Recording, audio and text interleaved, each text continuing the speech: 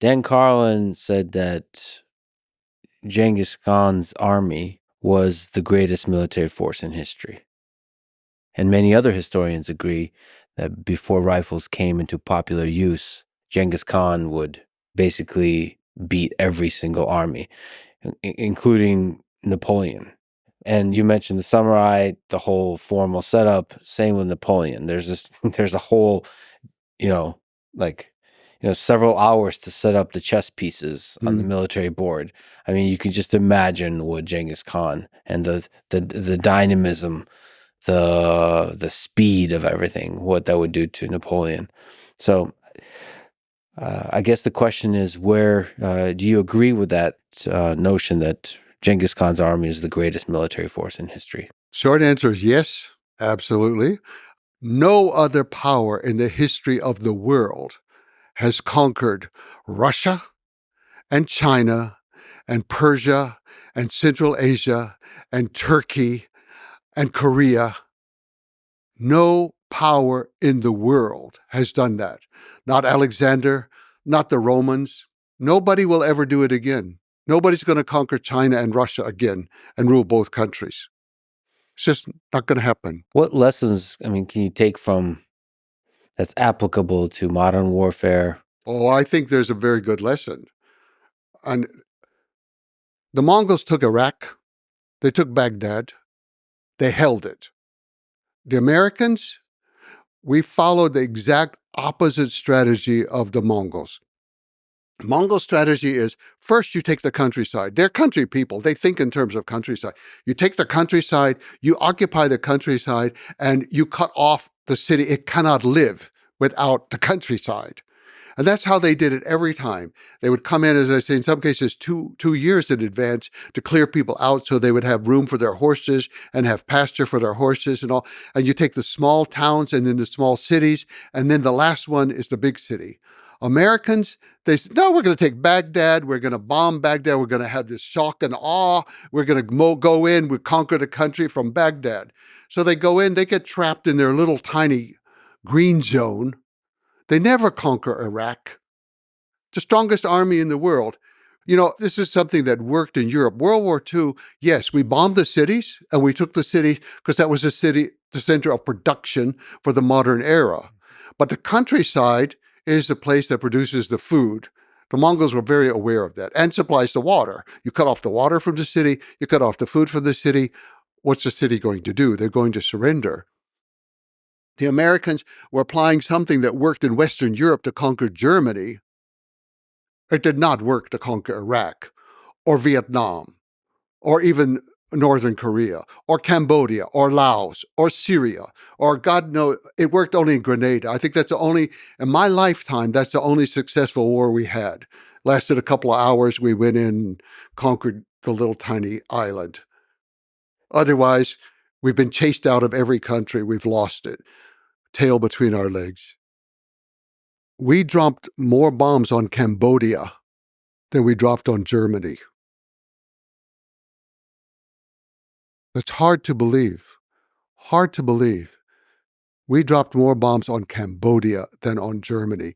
We did nothing. Because Germany, you destroy the cities, the people surrender.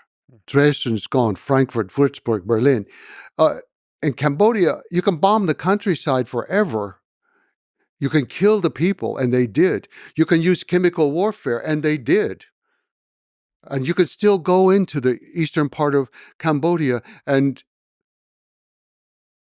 you could go to large areas where you don't hear birds singing because of their chemical warfare of American bombs.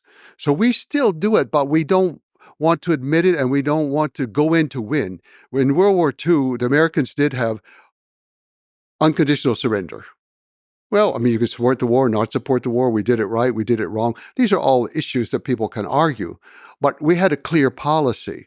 We go into Afghanistan, we're fighting terror. Yeah. We're going to bring democracy. We're going to free the women. What? It's absolute sheer insanity, the things that we did. And we kill people. Not only did we use chemical warfare and kill a lot of people in Vietnam and Laos and Cambodia, we killed American soldiers. We killed American soldiers, and my father was one. He died from Agent Orange disease. Oh, but that doesn't count. He didn't die on the battlefield, and we didn't mean to kill him. It doesn't count. Modern warfare is brutal, and we just paper over it sometimes, you know? Can you explain Agent Orange? It was designed to kill all vegetation. This is going to be a humane way. We're going to kill all the vegetation in the jungle, and that way they can stop moving the army through the jungle and they can stop the supplies from coming. That was the American strategy. Yeah. Henry Kissinger, Nobel Prize winner. He is now resting in hell. Is exactly where he belongs for what he did to Vietnam, Laos, and Cambodia. The bombing was just absolutely horrendous. So Agent Orange comes in, they defoliated, which means they wiped out the crops. So people are starving, literally, in the case of Cambodia, starving to death. The animals are being killed, and deformed children are being born to this day. And American soldiers died by the thousands, not immediately, not on the battlefield, not right there. They go home, they have the disease, they linger, they take the whole family down with them in an emotional trauma of becoming slowly paralyzed and dying. We did that to our own people. So yeah, warfare, I don't think we're any more humane with it any better today than in the past. It's just we can hide parts of it more easily and deny it more easily. If you're killed by a Mongol, it's very clear you're killed by a Mongol. You're killed by friendly fire in American war, it's a different matter. It seems that what people mean when they say that war is hell, that Yes. in some deep sense, everybody loses, no matter the narrative you put on top of it. Yes. Yes. I'm not a pacifist again, but I think war is acceptable in some situations, but the more controlled it is, the better. My effort is not to do away with all the things that happened under Genghis Khan with the brutality and all like that, but it's to measure it against what goes on today in the world today. And we have different images. There are two images of Genghis Khan. One is our image. He's a barbarian on a horseback, killing people and raping women all the time. The other image is the Mongolian image. And when they finally built an official statue of him in this century for the 800th anniversary of his founding of Mongolia, they had to think about how to present him to the world and to themselves. And they chose the Lincoln Memorial as the model.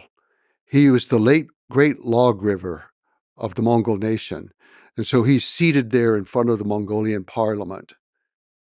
There's another statue that's better known, but it was a private enterprise that created him on horseback, but not with a weapon, but he's on horseback out in the countryside. But the official one from the government is Genghis Khan seated like Abraham Lincoln. And they issued stamps to show that he is the great lawgiver. And the truth is somewhere in between, I suppose. Yeah, or depending on where you are and how you want to see it, you know? Yeah. There are many things that happened that were terrible and horrible. And for people who lose a war, it's going to always be terrible and horrible. Yeah.